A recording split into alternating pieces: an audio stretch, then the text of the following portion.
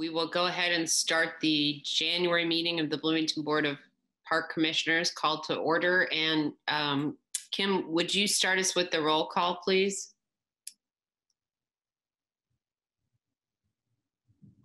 Kathleen Mills. Here. Israel Herrera. Here. And Ellen Rodke. Here. Okay, thank you.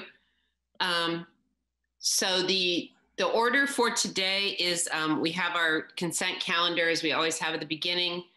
Then we have section B, other business, all of our sort of usual contracts and templates and things of that sort. And then we'll have our public hearings and appearances and awards and staff introductions at the second half of the meeting. So I don't always recognize all the names that are in here, but if you've come to make any sort of public comment, that will be in the second half of the meeting today.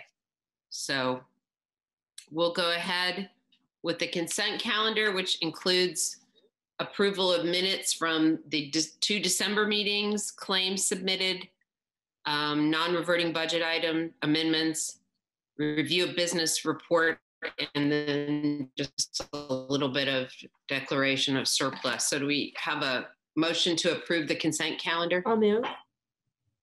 Okay. And a second? Yes. Okay. All right. All those in favor, please say aye. Aye. Aye. All right. Great. Oh, Ellen, you're reminding me of what the IU campus looks like when it's not winter. Yeah, it's nice. All right, so into section B for other business. It is a new year, so we typically do the election of officers. So, and obviously we are still without a fourth member, but hoping to have a new member for perhaps our next meeting. So I would put forth Israel as our representative to the Plan Commission, Ellen as our vice president, and then my name as our president, if that is agreeable to everyone. Yeah. Yep. Okay. Okay. All right. So I guess all those in favor of that, please say aye. Aye. Aye. Okay. All right, great. Thank you. And next, Paula will get us started with the review of Resolution 21-01 to appropriate the Parks Non-Reverting Fund. Great, thank you. Good to see all of you in person in 2021 as we kick off the year, and following the traditional election of officers. Congratulations to all of you and thanks for serving. This next piece of business is the second item that we take care of at the beginning of every year. So this is our first resolution of the year, and that's why it is Resolution 2101. And staff is recommending that the Board of Park Commissioners appropriate the Parks Non-Reverting Operating Funds. And as you know, I presented the non-reverting budget to you back in December, and that is our enterprise fund that allows us to collect fees and charges for programs and services, and those revenues collected go back out to fund those very programs and services that we provide. So at the beginning of every year, I bring forward this resolution, and that was in your packet. And you can see that this is done by Indiana Code 361052 and authorizes this appropriation and expenditures of such funds. I have listed all of the program units that have a non-reverting fund assigned to them. And I have listed the expenses, the projected expenses for each one of those program units for a grand total of $2,173,314. And as you know, as part of your Park Board packet every month, we do provide you with the financial reports associated with the non-reverting, both revenues and expenses, and keep you posted on how well our different areas are doing throughout the year. So with that, I'm happy to answer any questions. Okay. It's not strictly a question about the non-reverting, but just thinking about money potentially going to Frank's Southern Ice Arena. Is that reopened? Is it going to be able to be reopened? We are still waiting for word from the Monroe County Health Department. As you know, back in late November, early December, when the county moved to an orange status for COVID, along with that came a restriction on gathering sizes, could be 25 or less. And we operate that facility for the whole community, and it was too restrictive and really difficult to do to think about operating in a safe manner with 25 or less. So we are definitely moving closer to a decision, but we're waiting to hear from the county health department. As you all know, that we make our decisions based on the recommendations and really authorization from the county health department. So I know it's been really hard because we did have ice for a while and then to close it and wait, but we have to take a lot of things into consideration. And first and foremost is the safety for all of our participants and our staff. Okay, right. Thank you. Any other board members have questions about the amounts here or the non-reverting? Okay. All right. Do we have a motion to approve this item B2? I'll move to approve it. Approve B2. Okay. All those in favor, please say aye. Aye. Aye. Motion carried. All right. And then next up, Paul is going to tell us about interesting MOU with the Parks Foundation for funding the goat farm property. Yeah, so I would like to at this time introduce and ask them to bring up their video, and to introduce is Chris Quackenbush and Jim Murphy.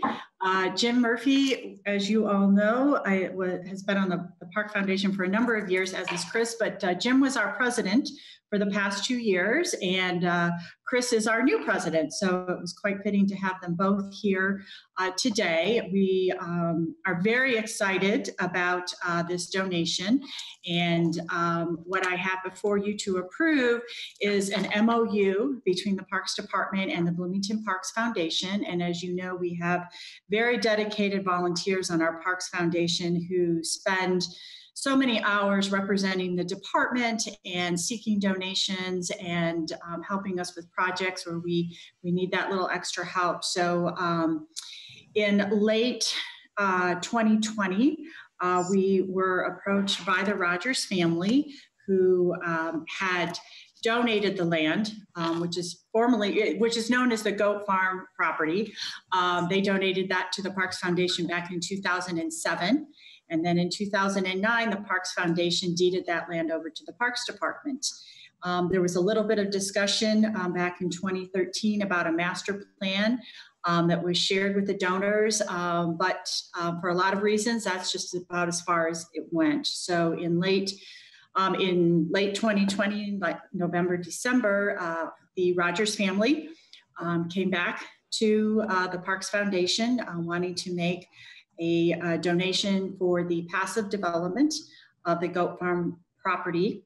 And in the deed that is outlined in my next board report, we'll go into a little bit more detail on that. But as I mentioned, our Parks Foundation is put in place to be able to receive financial donations such as this. And this is the largest donation the Parks Foundation has received. So they are holding this $650,000 donation that is dedicated for this project exclusively.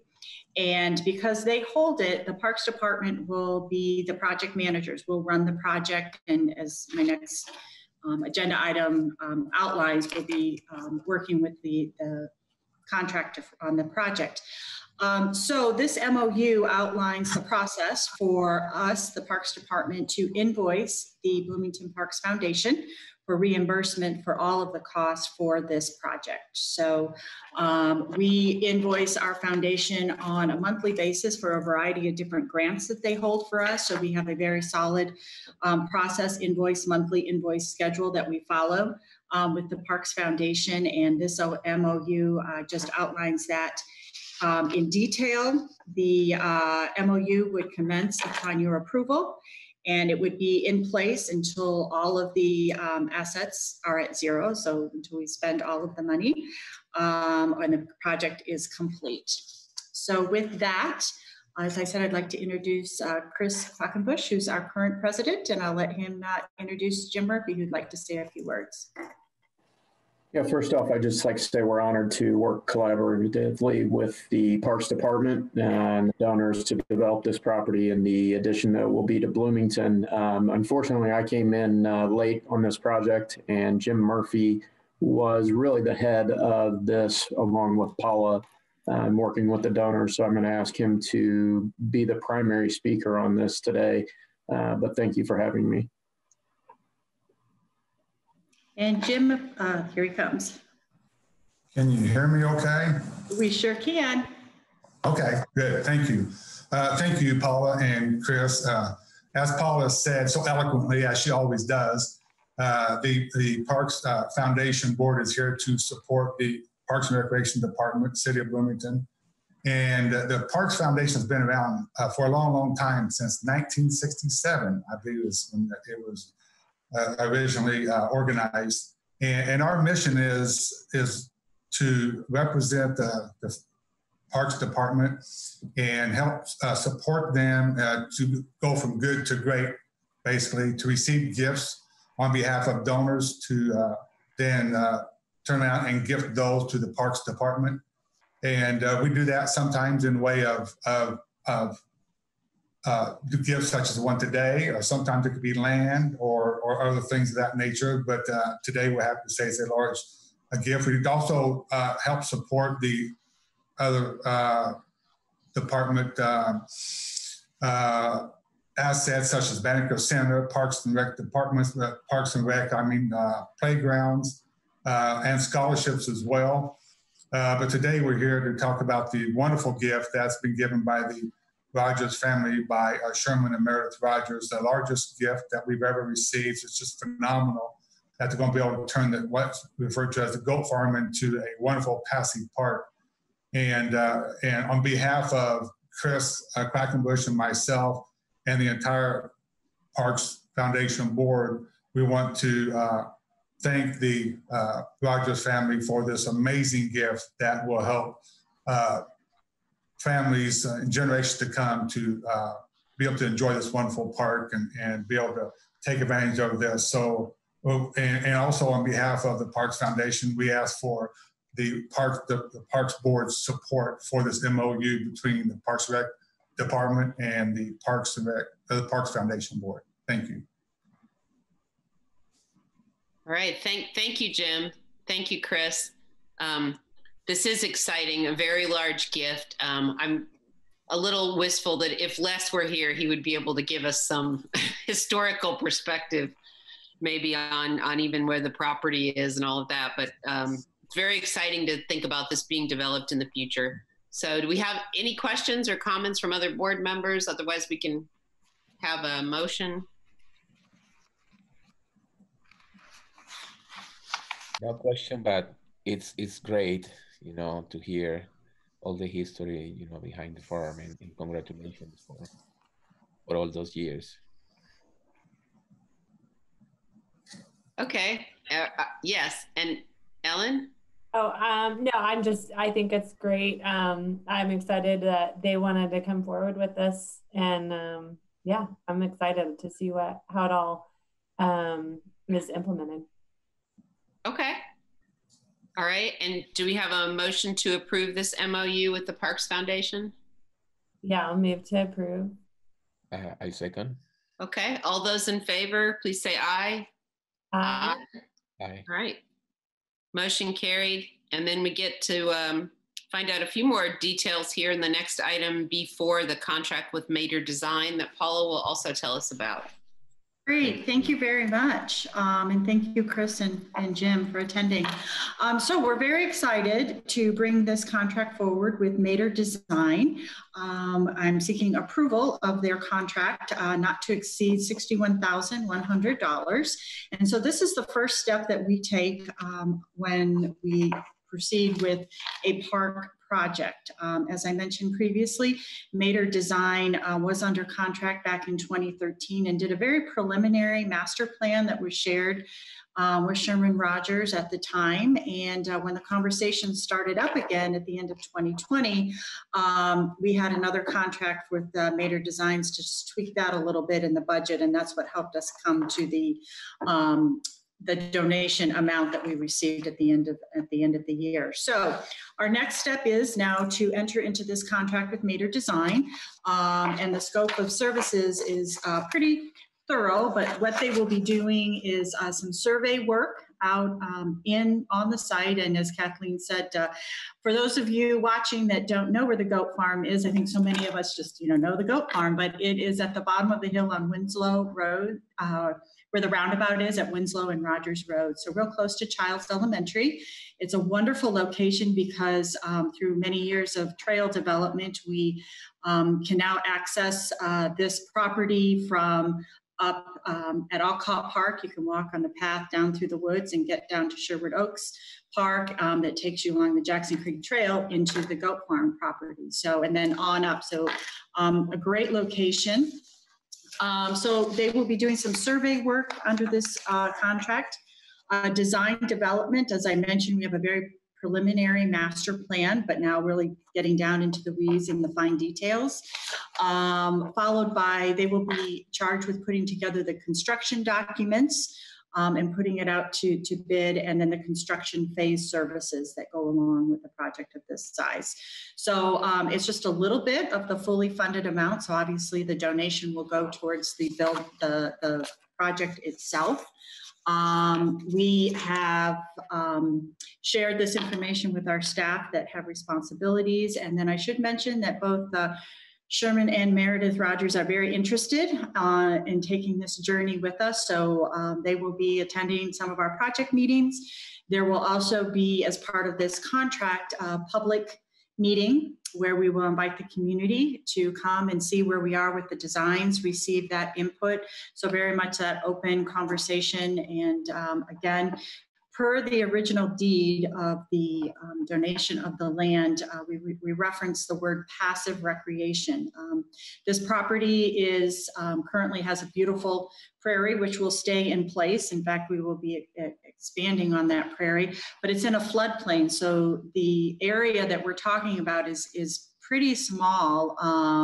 It's not that whole 33 acres at all. It's pretty small, but passive recreation, there'll be some paving area, a shade shelter, some picnic tables, a small shelter. It will be designed for those visitors and users who want to maybe walk there and have a picnic, or if there's a class at Childs Elementary that want to walk over and have a classroom activity there. So that prairie is beautiful. It is very healthy, and it's a wonderful place. It will be a wonderful place to sit and just watch the prairie. And it will also include paving the full loop of the Jackson Creek Trail all the way around. For those of you familiar with the site right now, if you are on the trail headed south, past the barn, you go a little ways down and the paved trail goes to grass, and because it's a floodplain, it can be a little mushy in there, but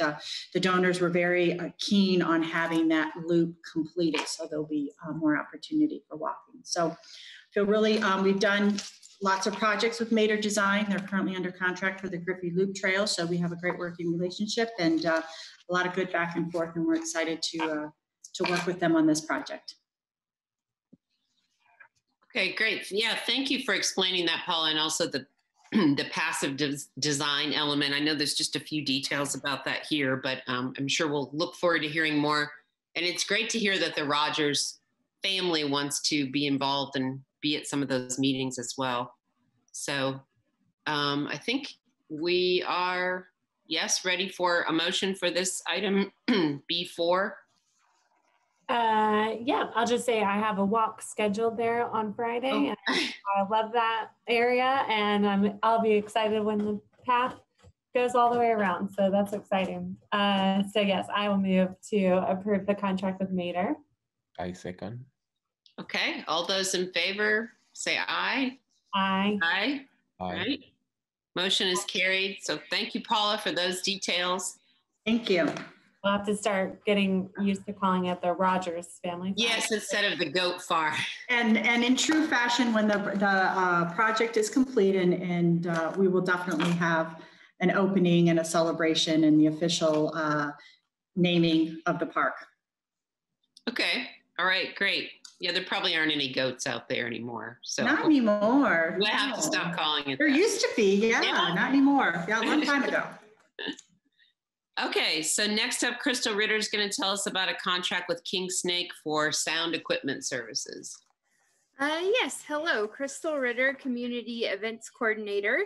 I am here this evening to recommend approval for a contract with King Snake Sound Company for our sound engineering services and equipment rental for a variety of community events that we hope to hold in the 2021 calendar year. The funding source for these are listed on the staff report that you guys received. These events will be a variety of different events, but they include some popular annual events that we hold every summer, including the concert with the Bloomington Symphony Orchestra, the pumpkin launch, and the holiday market. And I'm happy to answer any questions that you guys might have. Okay. So as Crystal said, this is not to exceed $2,000 total, and these variety of events, which fingers crossed, we hope can actually come to happen in 2021. Yeah. Or at least some version of them. Some version. Yeah. Good to describe it that way. Yeah. So, okay. Any questions about the contract with King Snake Sound Company? Always good to see Chris Ramsey at events. So He's a staple. yeah, that. Okay. All right. So Ellen, if you could do the motion for us. I'll move to approve the contract with King Snake. Second. Okay. All those in favor, please say aye. Aye. Aye. All right. That motion is carried for B5, and then Crystal's also going to tell us about the mobile stage rental application for 2021. Yes, so I'm also here this evening to recommend approval of the 2021 mobile stage rental agreement. This rental agreement outlines the costs and policies that are associated with renting the Bloomington Parks and Recreation show mobile stage, as well as a set of staging risers that we also own. These staging risers are actually housed at Switchyard Park. So if you were at the park opening, you've seen them. In addition, the mobile stage and this equipment can be used or rented for use anywhere within the Bloomington city limits. So we do get requests throughout the year. You've probably seen the mobile stage in use at things like the Canopy of Lights. So we hope to do that again this year with your approval. And I'm happy to answer any questions. Okay. Any questions about the mobile stage rental agreement? I don't think so. No. Mm-hmm. Okay. All right, Ellen? Yeah, I'll move to approve the agreement. Second. All right. All those in favor, please say aye. Aye. Aye. Right. Motion is carried. Thank you, Crystal. Thank you. And then Sarah Mullen will tell us about the agreement template for the community garden program. Even though it's not really gardening weather today. If we have Sarah out there, I think we do. Hi, yes, I'm Yes. here. I'm trying to get my get permission to come in. How's everyone doing? I'm Sarah Mullen. I'm a community garden specialist, and I'm here to recommend approval of the 2021 Gardner agreement. And just to give you a little background on the program and the agreement, The purpose of the agreement is just to outline the responsibilities of anyone who would rent a garden plot at any of our 3 community garden sites. We have sites at Winslow Woods, at Butler Park, and at Switchyard Park. And in 2020, we added 42 new plots, 39 raised beds at the new Switchyard Park, and we just added 3 new in-ground plots at Butler Park. So we have a total of 241 plots available for rent. Last year, we rented out 245 due to the turnover of a few plots that, 2 gardeners ended up sharing. And we just had so much gratitude for the program last year during COVID, just so that people had access to healthy outdoor activity and healthy food.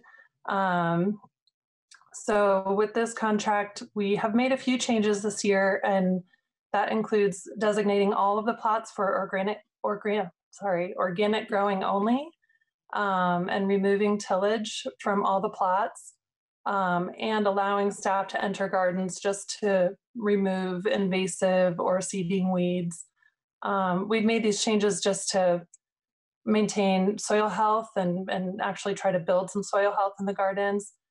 We also think that it will reduce confusion when all the gardeners have the same rules and the same timelines to adhere to.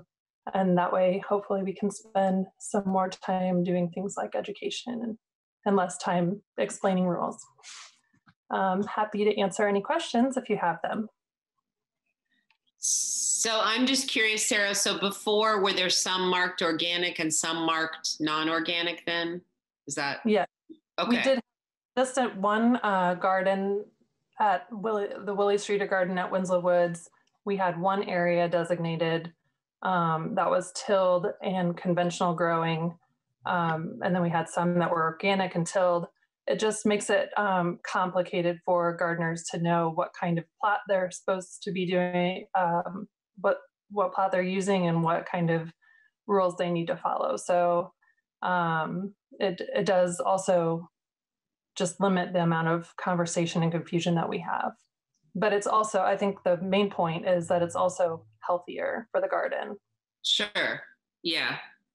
Yeah. And it's great that you've been able to add new plots. I mean, I'm sure anytime I was over near the Winslow Woods one, right when people were kind of coming out of that lockdown period in the spring, people just seemed so grateful to, as you say, be out doing, a healthy activity and be outside. So Right. That's great. Amazing to me that they are all every single plot is spoken for. I guess we need even more next time. We haven't always had them all rented, so I'll be interested to see after COVID, how that works. But we've always had a pretty good percentage of them rented. Okay. All right. Great. So, we have any other questions or comments, or Ellen can go ahead with the motion then? Okay. Yeah. Sure. I'll move to approve the agreement for garden plot rental.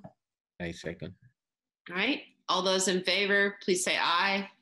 Aye. Aye. All right. Motion carried. Thank you, Sarah. Thank you. And next up is another contract template for food and beverage artisans and food truck artisans from Leslie Brinson. Hello, Leslie Brinson, Community Events Manager. I am here today to get approval of the food and beverage artisan and food truck pushcart agreement template. We are currently accepting RFPs and applications for both food truck and food and beverage vendors for the Bloomington Farmers Market that will begin in April. Those applications are due by February 22nd.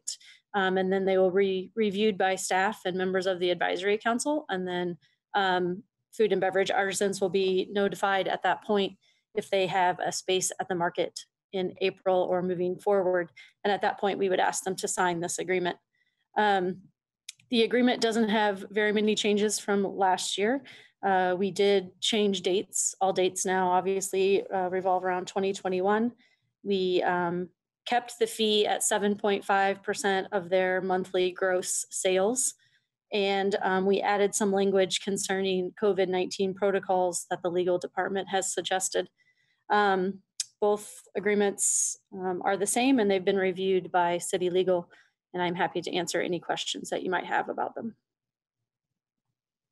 Okay, all right, thank you, Leslie. Any questions for Leslie about this template for the food and beverage artisans? Okay. All right, yeah, this looks very straightforward, as you say, just dates being updated and such. So I don't have any questions. So, all right, if we have a motion for this one. Yeah, sure. Thank you, Leslie. Like Kathleen said, straightforward. So I will move to approve the 2021 food truck and push cart agreements. Second. All right, all those in favor, please say aye. Aye. Aye. All right, motion is carried. And then Leslie, still staying on the market, can tell us about the farm vendor contract template, handbook, and exhibits for 2021. Yes. So we're excited to be moving forward and looking forward to the Bloomington Community Farmers Market starting in April. This is just another step in that direction. We are currently accepting applications from farm vendors. That application process opened on January 19th. And farm vendors who wish to reserve a spot at the market have until February 22nd to fill or to apply. They'll get application letters, and then again, they'll be given this contract to sign at that point. Farm vendors can choose to sell at different times for the market. There's April is one section, there's May through October, there's November market, and then there's a Tuesday market. So lots of options for farm vendors. There were some substantial changes in both, or mostly in the handbook.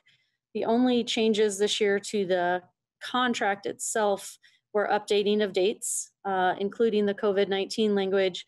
And then we just changed the wording revolved around our SNAP and gift certificate programs. In the past, vendors would have to opt in to those programs. They would have to tell us if they wanted to join.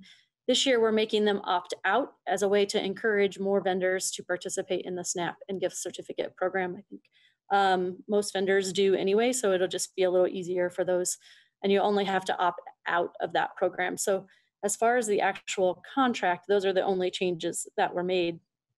The handbook, which is a part of the contract but separate, as you've seen, did go through some pretty substantial changes. Only two have real meat in them, if you will, or concern for vendors or that we want to go over today. But basically, we tried to make the handbook a little simpler. We tried to simplify some information, make sure everything in there really revolved around farm vendors and not so much the market as a whole. So there was a lot of information in the handbook concerning different aspects of the market, from Information Alley to music and entertainment. And we kind of removed all of that so that it was really specific to just farm vendors and what they would need to do and know to participate in the market. It's already a lot of information as to what they can sell and when they can sell it and what kind of rules and license they have to have and when they can come in. And there's a lot to it already. So we just wanted to try to simplify some of that information. So we removed and changed dates in regard to this season. Again, we removed information concerning the history, food and beverage information, and those non-farm vendor activities. The two bigger points have to do around the vendor point system. You'll see in the handbook that it says that the vendor point system is under review, and therefore it doesn't give much info about the point system. The point system has been around a long time. It's been a great, effective system, but it is a complicated and very detailed system. And as we continue to go through change with a new coordinator and some different things, we want to just take some real time and look at that system, make sure that it really is fair and equitable, it makes sense, that it's being utilized and worked in the same way as it was meant to be as we go through some changes. So we're not eliminating the point system. We'll still have to use it for some space reservation information and kind of some of the things that it's been known for, but we wanted farm vendors to know that it's going to be looked at in 2021 and reviewed, and obviously with farm vendor input as well as staff input. So that section is kind of broad or, been removed for that reason. The second piece that has been, we added a vendor complaint procedure and protocol. We added in 2020 quite a bit of information about vendor behavior and some expectations, and this is just kind of the next step in that. So we never really had a very good set in stone policy for how people could express concerns in the market, whether it was a concern with staff or another vendor or a customer.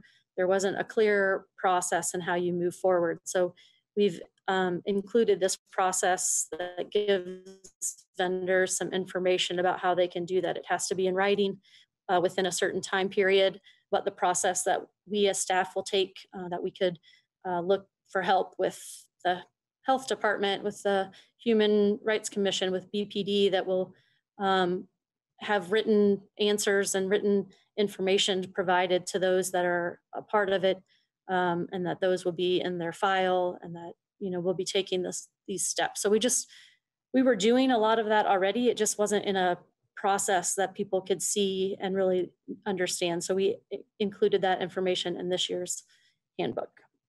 Those are the changes. Obviously, they have been reviewed by legal. The advisory council was part of that discussion as well. And I'm happy to answer any questions that you might have at this point. Okay, so Leslie, just to clarify, from the vendor complaint procedure could be, is that just for a vendor to complain about something? This isn't like that's not a public, that's just for a vendor to complain about something that's not working for them at the market, or? Correct. We have, the Parks Department in general has a process for customers or people in the public to express concern, whether that's through a U report or directly through staff. So this particular one is specific to vendors. Their complaint could be with customers, it could be with other vendors, it could be with staff members, but it's specific to how vendors can move forward. Not to say that we wouldn't look at other options, but right now this is what we're focused on. It's just the vendor piece of it. Okay. All right. Thank you. Yeah. Any other questions from Ellen or Israel? I don't think so. I guess I was just kind of thinking, well, when did applications open for this year? January 19th. Okay. And so it hasn't been open super long, I guess, but are they coming in all pretty as they have in prior years? And maybe we discussed this before, I couldn't quite remember, but does a day stall vendor get the same handbook? And did we see more people doing day stall with COVID than we did committing to the whole season? Okay, so the first part of your question is they're coming in. I think we have 11 currently farm vendor applications. I can't really say to how that compares to past years because I'm playing a lot more direct role this time around than I have in the past. Normally I would just kind of see them as at the end. But we feel pretty good about the response and the conversations we've had with the vendors that ended with us in 2020 about their ability to return. Most people do pay through May through October. They like to be able to stay in one spot for customers to know exactly where they're going to be and for them to have that consistency. Now, obviously in 2020, things were all in a jumble. So you can't really compare them to 2020, but certainly in the past, we have had more people pay for their stall for a long period of time and less day stall vendors. In October or November or April, you might have more day stall vendors because vendors, their produce could change from week to week. They don't want to commit to the whole month because they may or may not have enough produce or product to sell. But anyone who is going to sell a day at the market signs a contract and therefore gets the handbook. Okay. Thanks, Leslie. Yeah, you're welcome. I think that was all of them. Yeah, no, great job. You're doing so good. I know you took on, like you said, you're taking on a much bigger role as well this year. Okay. All right. If we don't have any other questions, then I think we're ready for a motion on this item. Yeah, we'll move to approve the 2021 vendor handbook. I second. All right, all those in favor, please say aye. Aye. Aye. All right, motion is carried. Thank you, Leslie. Thank you. Thank you, Leslie. And then Bill Ream will tell us about the 2021 concessions agreement for community events. Hi, good afternoon. Bill Ream, Community Events Coordinator.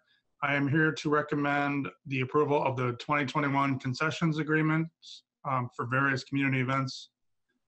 The Parks Department has in the past and will continue to invite food vendors to sell their various products on site at various events and programs throughout the year.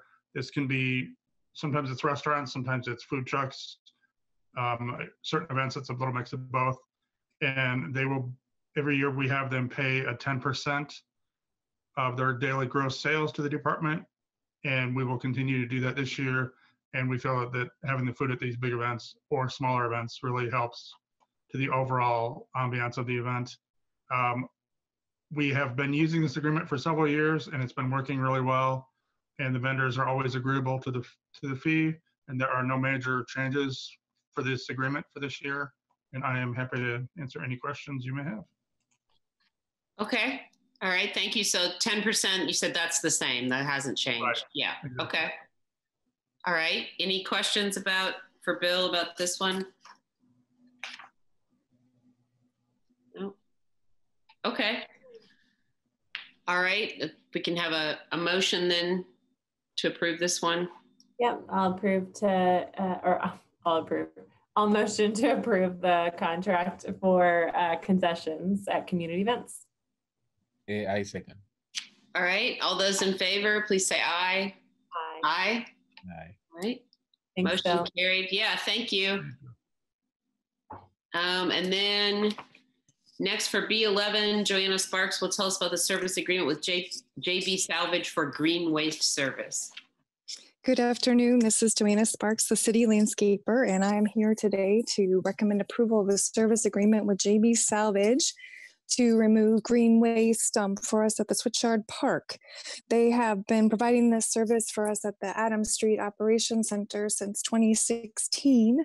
And since then, we've diverted over 1,500 cubic yards of green waste from the landfill with all of the operations division, mostly landscaping, but any downed limbs or organic matter that we come in contact with that needs disposal at any of our properties goes in that dumpster and doesn't go to the landfill. So because the Switchyard is just so large and there's over 114,000 square feet of formal landscaping, which is pretty intensive to maintain, we decided to install a yard waste dumpster actually at the Switchyard Park at the maintenance building. It'll be in a secured area where the public can't access it to contaminate it with trash.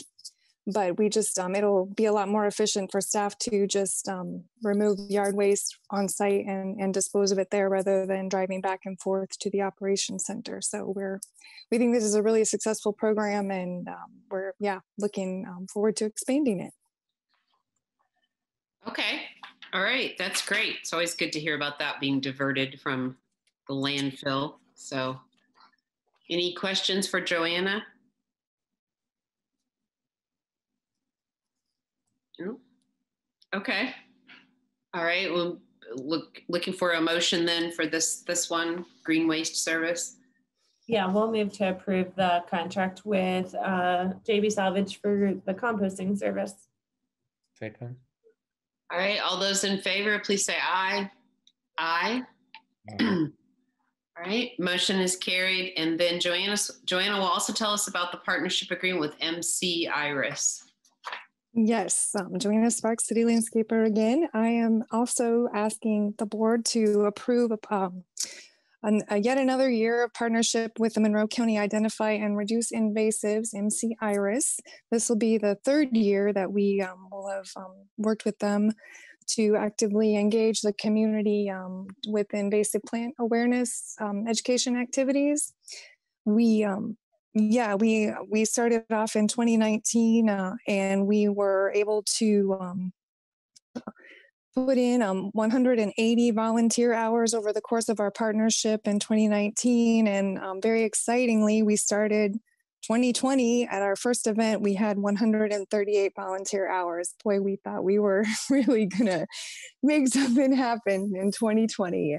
So we did lots of virtual programming with them and educational outreach and yeah, did what we could to keep people engaged over the year, but we were not able to host any more volunteer activities in 2020.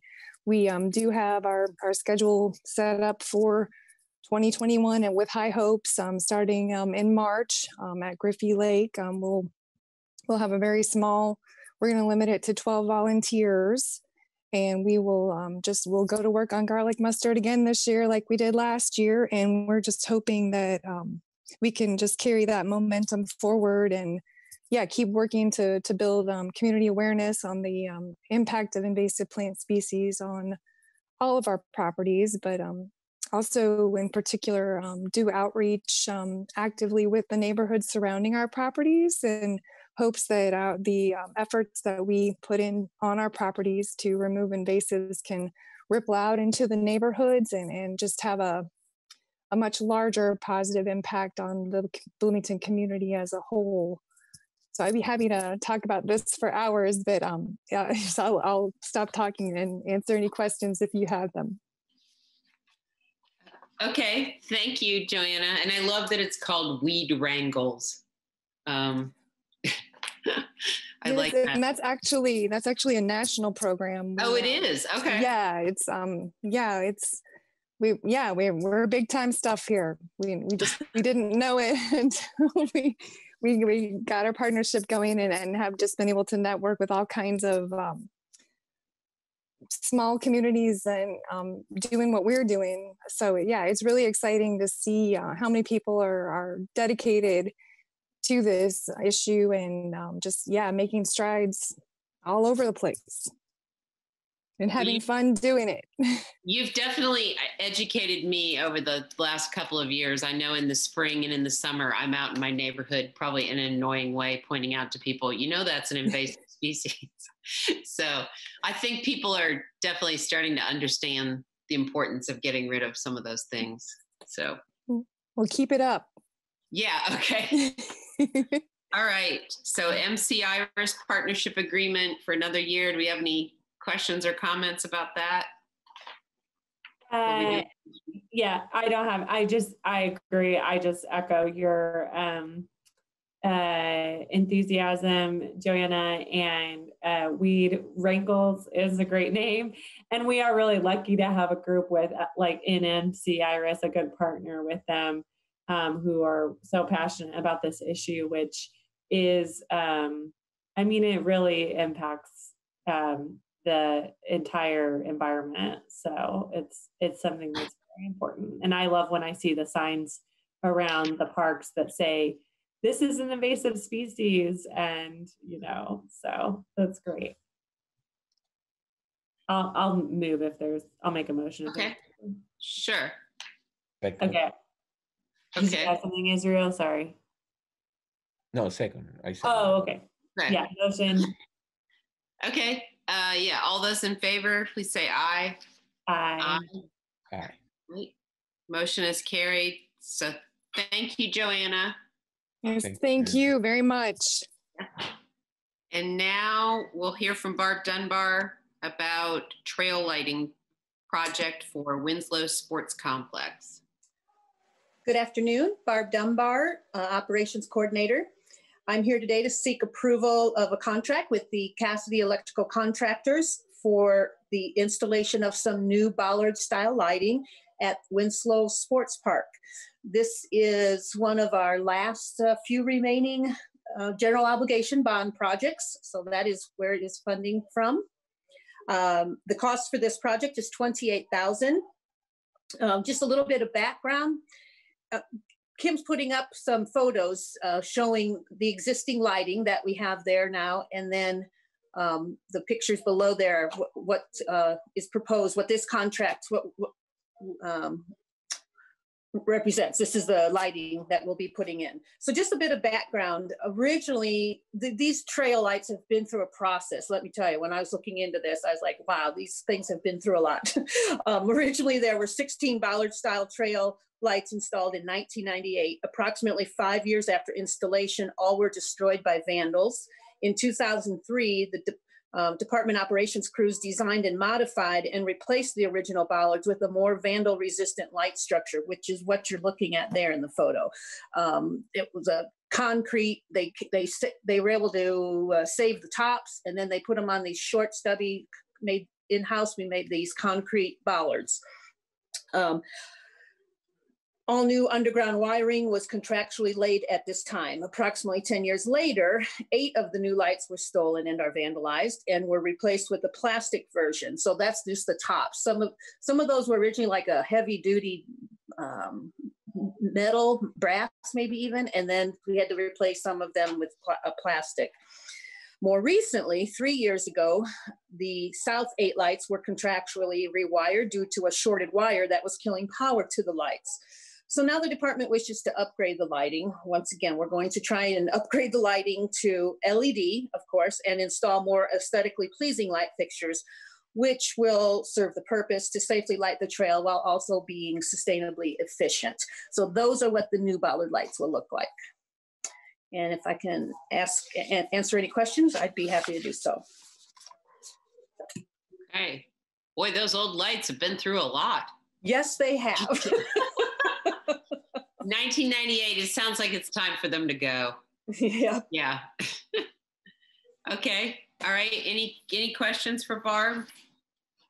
No, I was just thinking the same thing, and I'm glad you had the photos. That was going to be, I was trying to picture bollard style lighting. So yeah, it looks really nice. Yeah. So Barbara, so when they have been vandalized, it's just the people break the fan, or like do you see any kind of a trend for the reason behind breaking or vandalizing this?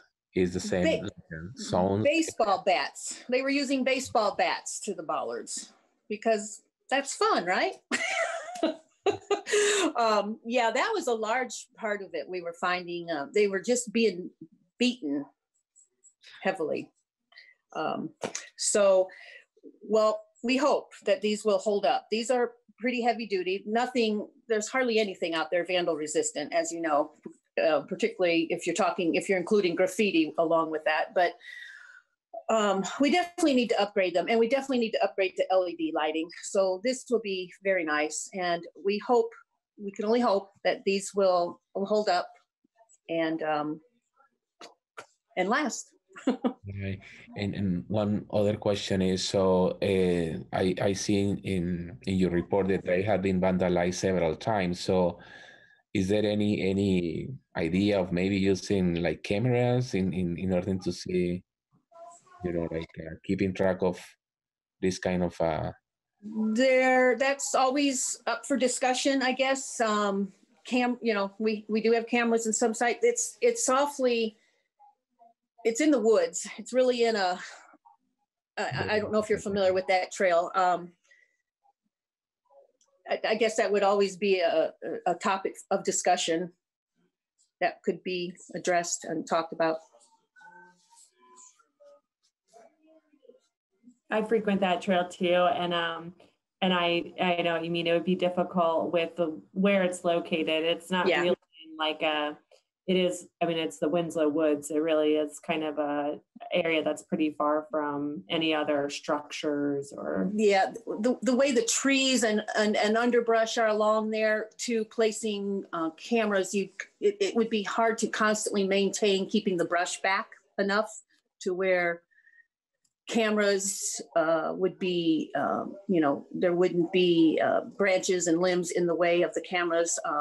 And also that's why we're going with a bollard style light, a low one, as opposed to a high lamp post type of lighting, because there are so many trees back in there. And I'll just jump in here. A deterrent to vandalism too is usage. So by putting in new lights and encouraging usage and getting people out on that trail and using it, it's a really beautiful spot. That can be a deterrent to vandalism. Just more people out there using eyes on the path. Use the trail. Absolutely. But don't bring your baseball bat. Yes, exactly. Okay. All right. Do we have any other questions about the lighting or ready for a motion? Yes, I will move to approve the contract for new lighting. Second. All right. All those in favor say aye. Aye. Aye. All right. Motion's carried. Thank you, Barb. Thank you. Thank you. And then always good to hear about appointments to the Environmental Resources Advisory Council, and that will be Rebecca Swift. Hello, yes, Rebecca Swift, Natural Resources Coordinator for the City of Bloomington. Very grateful that I'm here to be able to represent URAC and ask for your recommendations for 4 reappointments, 1 new member on the Environmental Resources Advisory Council. Those are David Parkhurst, Kathy Meyer, Daniel Myers, Melissa Laney Clark, and Autumn Brunel. The Common Council has also appointed a new council liaison, Matt Flannery, if those of you have had the opportunity to meet him. A little bit of background, ERAC acts as an advisory board for Bloomington Parks and Recreation. They hear about different projects, programs, events happening around town. They advise us on plans and resources. They lend us their expertise. We have people with experience in outdoor education, utilities, water resource management, and their input is invaluable to this department. The ERAC consists of 9 members and 1 ex officio member, again, as the council liaison. There are currently 5 positions open for reappointment, and 4 applications, as I mentioned, are returning members and 1 new applicant from the new appointed Monroe County Parks and Recreation Naturalist. I'm happy to answer any questions. As Joanna says too, I could talk about environmental resources and things all day long. All right, thank you. And yes, as always, and you read the background and the experience of these people, we're very fortunate to have this on this Resources Council. So just incredible backgrounds in plant ecology and water management and all sorts of things. So any questions from other board members? Yeah, I'm just grateful to the community members who applied to fill those vacancies and serve. So, Rebecca, so there are 5 seats for reappointment, but are there seats open to the community in this moment, or for the reappointment could be also extended to community members? It is open to community members. They've been posted on Onboard, and we do receive the applications. I received 11. We review the applications internally, and again, there is a priority to returning members. This is a 2-year term, so they are up for a re-election or reappointment every 2 years. So last year was 4 members. Perfect. Okay. All right, do we have any other questions for Rebecca?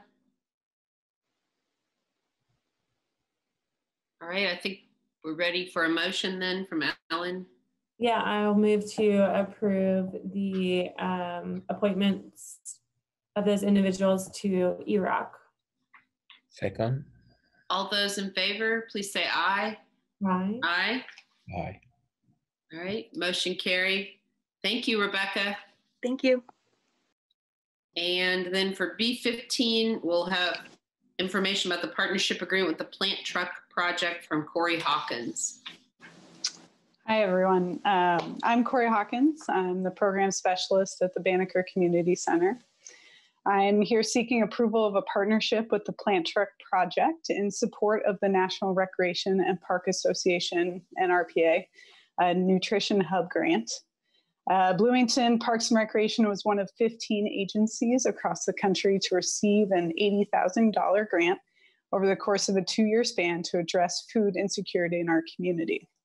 This partnership with the Plant Truck Project would allow Banneker to work with Black, Indigenous, people of color led initiatives to make plants, seeds, and healthy food accessible. Their experience will help to redesign, reinvigorate, manage, and facilitate education programs for the garden space at the Banneker Community Center. Staff recommends approval of this partnership agreement to build a community through food, centering the Banneker Community Center as a nutrition hub defined by Nrpa, and complete the goals associated with the grant. The total dollar amount of this contract will not exceed $15,000, and I'm happy to answer any questions you may have. Okay, all right, thanks, Corey. So this is primarily kind of more outreach to the people that are already using the Banneker Center. Is that sort of like more opportunity for them through this?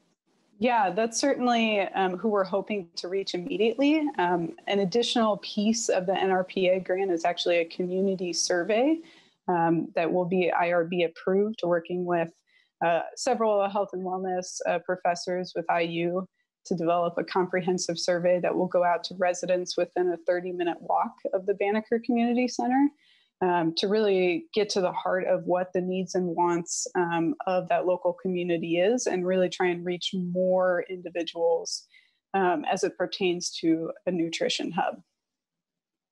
Okay. All right, great, thank you. Any other questions or comments from board members? No, I think, Corey, you guys do such an amazing job with these programs. I mean, it's just so admirable what you put together and go after. So yeah, many thanks for that. Thanks, Ellen. All right. Okay, and then I think we're ready for a motion then for the agreement with Plant Truck Project. Yeah, I'll move to approve the partnership with the Plant Truck Project. Second. All right, all those in favor, please say aye. Aye. Aye. All right. Motion carried. All right, thank you, Corey. And I know we've had this service agreement before, but I can't remember if it's pronounced Giles, Home Service and Sales for Fitness Equipment Maintenance. Mark Sterner. Yes, thank you. Good afternoon. Mark Sterner, General Manager of the Twin Lakes Recreation Center. It actually is Gillies. Gillies is out of Evansville, Indiana. We are seeking approval for the preventative maintenance and repair to our fitness equipment here at the Twin Lakes Recreation Center. Providing approval, this will be the third year that we've worked with this organization.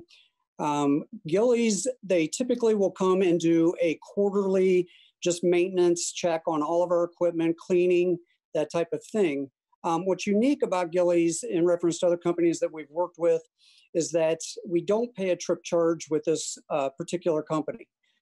So that's a huge savings for us over the course of the plan or the agreement.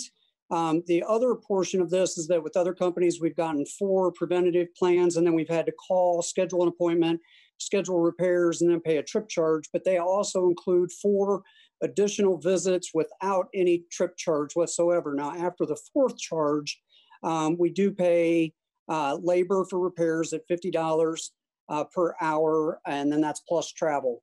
We've not, in the first 2 years, we've not gotten to that point with this company and our equipment. Now, as equipment ages, that could change. This agreement's not to exceed $5,000. I'd be happy to answer any questions. Okay, thanks for that explanation, Mark. That certainly sounds like a much better deal than other companies out there. So any other questions or comments for Mark? No, thank you, Mark. You're welcome. Thank you. Okay. All right, Ellen, you ready with a motion then? Yeah, I'll move that we approve the agreement with Gillies. Second. All right, all those in favor, please say aye. Aye. Aye. All right, motion is carried. Thank you, Mark. Thank you. And then B17 on our other business is a service agreement with HFI for maintenance at Twin Lakes Rec Center. Good afternoon. Darren Eads, Facility Coordinator with the Twin Lakes Rec Center. Staff recommends the review and approval of the HVAC Maintenance Service Agreement with HFI for the Twin Lakes Rec Center. For those of you that have been around for a while, if you remember way back in June 2019, we entered into awarded the bid to HFI to install a new HVAC system here at the TLRC. And with delays and with COVID and everything else, it was finally finished up this past fall. It was actually highly recommended by even their competitors that whoever is awarded the bid, they've always recommended that that company do at least the first year of service. And that way, if there's any glitches, then they can't say, oh, it was installed wrong, because they installed it. So we did not seek any additional quotes for that reason. So next year we'll open the bid up for quotes from other companies, but it was really highly recommended that the first year we go with the installation company. So that's the reason. That's what's before you today, and we be glad to answer any questions if you have any. Okay, all right, that certainly makes sense. I hadn't thought of that before, but you're right. Stick with them for the first year. So, all right, any questions or comments for Darren? No, it makes total sense. Okay. All right, I think we're ready for a motion then on this one. I'll move to approve the contract with HFI. Second. All right, all those in favor, please say aye. Aye. Aye. All right, thank you, Darren. Motion is carried. And then moving into our, we have no reports this evening, so we're moving into our last section, public hearings and appearances. So we have some staff introductions, some new staff member and 2 interns, which is always nice to hear about. So we'll start with Tim Street. Hello, everyone. I am Tim Street. I'm the new Operations and Development Division Director with Parks. It's great to be here. A little bit about me is I've spent the last 10 years at Bradford Woods, which, if you're not familiar, is IU's outdoor center up in Martinsville. And so I'm starting my 3rd week here at the Parks Department. There's a lot to learn. There's a lot of great things going on, a lot of really great staff, and I look forward to working with you all.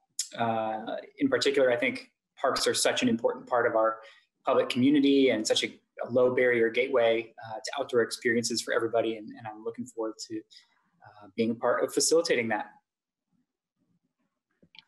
Okay, all right. And it looks like you've already look at all that stuff behind you. You have a lot of work to do. Yeah, that's inherited. So that's what I thought, yeah. We'll figure that out. Okay. Well, welcome, Tim. It's great to meet you. Thank you. You as well. Yeah. Hi, Tim. It's really nice to see you and just cross paths with you again in this way, and looking forward to working with you. And yeah, you've already jumped in with 2 feet, as I can only imagine, with since the beginning of the year. So thank you for already stepping right up. So looking forward to it. I can only imagine the stuff you inherited from Dave. All good. It's all good. All right. And then we have a sports intern, James Hershberger. Yes, and I don't see him on this call. Okay. And I've been doing some checking. So actually, I'm just going to move him to the February meeting agenda. Okay. Right. All right. And then a health and wellness intern, is it Renaya Hardy? Yes, it's Renaya Hardy. Renaya, okay. Hi, Renaya. Hi, everyone. I'm a senior at IU, and I'm studying fitness and wellness, and I'll be interning under Jeff. Okay. And I loved what you said in the statement that you had thought about maybe going into a hospital setting, but then you thought you wanted to be more proactive, so. Yes, I'm very passionate about that, and just kind of stopping the problem before it's a problem. Yeah, definitely. Okay, well, welcome. I have to echo that too. Renaya, it's really nice to meet you. And I was a public health major, and yeah, it's all about that preventative health, right? And how our parks can be a platform for that. Yeah, Renaya, thank you for joining us. So that's great to have you. All right. And then finally, before we move back over to Paula, we do have a public comment period. If there's anyone who wants to comment, we would, oh yeah, I'm sorry, go ahead, Israel. Yeah, before that, I would like to also congratulate the department because I received notification that the 2020 Indiana Arborist Association God Leaf Award was given to the department for the work on Swiss Yard Park. So that's an outstanding recognition for Park Department, and congratulations, Paula and the team for this work. Yes, that's fabulous. Thank you for bringing that up. Yes, very well deserved. And I want to give thank you, Israel. Thank you very much for your words. Really excited about this award, and want to commend Julie Ramey for putting the award application together, and Aaron Hatch, our urban forester, and all the staff who worked on the plans so extensively for the trees that were planted in Switchyard Park. So really happy to receive the award and the recognition. Thank you. All right. Okay. And then again, if there's anyone who would like to make a public comment, I suppose you can raise your hand and we can go to you. In the time we have left, we can allow about 1.5 minutes if there are any public per person, if there are any other comments out there. And do we have any comments on the Facebook Live or email that we need to share? It looked, I don't know if Susan was raising her hand or if she's. Oh, yes, I do see. Emoji. That is hard to tell. Susan, are you clapping emoji or raising hand emoji? I would like to let you know that I have been sitting in on your meeting. This is Susan Sandberg, at large on the City Council. And what a great meeting to sit in on. I'm mostly here to educate myself, but I want to say thank you so much to the board and to Paula and to all of your staff for the incredible work you do. It's just so delightful to be reminded of what you all are doing for the public benefit. I know this has been a tough year. There have been so many controversies surrounding so many issues, and you have been on the front line of quite a few of them. And I know those of you in the public service don't get nearly enough thanks. It's been a rugged year with the pandemic, and I'm just here to let you know how much I personally appreciate you as a member of the City Council. Keep up your great work, your great stewardship for the green spaces, for the programming. Great to hear about the music that goes on in the parks when we're able to gather. And Chris Ramsey from King Snake, I appreciate your stewardship of the Buskirk-Chumley Theater. I just can't say enough about all of you. So thanks for letting me be here today and heaping a little bit of praise on you. I'm sure that you don't get nearly enough of it. Thank you so much, Susan. That was unexpected. Very nice. We promise to come to the next council meeting and sit in on all the items. So no, thank you very much. That's lovely to hear. And yes, kudos. Thank you. We have our share of controversies too. So any thanks coming my way, I'll take it. Thank you. Well, and yeah, to echo, definitely kudos to Paula and the department. I mean, the pandemic has been hard on everyone, and there have been a lot of new issues that have come up, and Parks has had to pivot seemingly, every week, which they have done really gracefully. Thank you. Yeah. Thank you, Susan, for your kind words. Yeah, we know this has been a very tough year, but yeah, thank you for your nice words.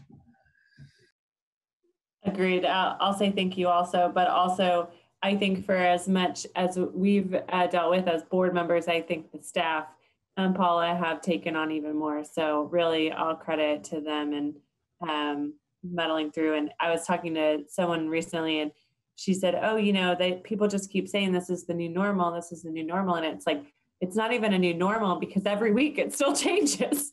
So you've done a great job to just roll with it. So true. Yeah. All right. Okay. So I'll just, I'm not seeing any raised hands for comments. So I will move back over to Paula to wrap us up here then.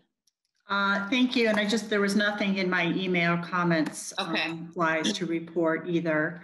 So thank you. Thank you, Councilmember Sandberg, for your kind words and support. And thank you to our board members for your support. We have, as you can tell, I sit through these meetings and have a lot of pride in the work that we do and the excellent staff that we have. And you see them firsthand in these meetings and the work that they're doing and the thorough work that they do and everything that they bring forward. And they are passionate. Yes, there are challenges, but I'm proud to say that it's an amazing group of professionals that take a lot of pride in their work, and all of us standing behind them and supporting them is what we do, and proud to do that. So thank you all for your support and kind words.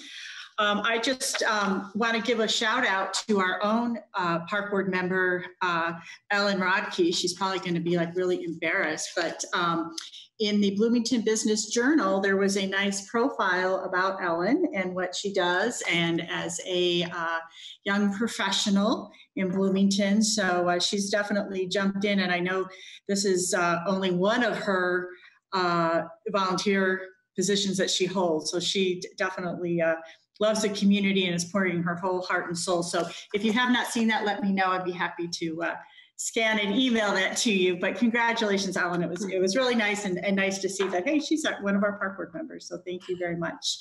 No scanning, no more copies need to be made. Yeah, no. But I would need one. At least the last one. I would need one. Okay, I got you. Yeah, well deserved. And then just a little bit of future planning.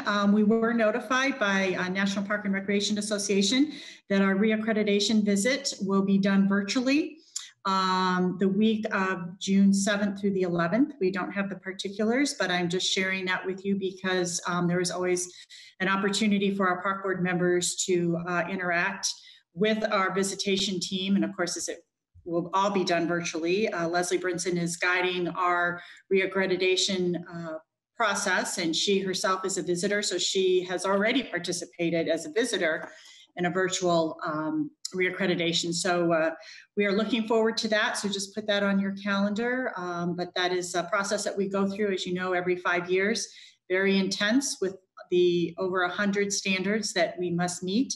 We've been successful since 2001, every 5 years being reaccredited. So we are bracing and preparing and are going to welcome our visitors for that process in June. And with that, my only other reminder is our next park board meeting is Tuesday, February 23rd. Same time, same Zoom place until further notice, but I think it's going to be like this for a little while longer. So appreciate, we've got it down. All right. Thank you very much, Paula. And thank you to all staff and board members for making this work. So yes, we'll see you in February. Have a good evening, everyone. Thank you. Yeah.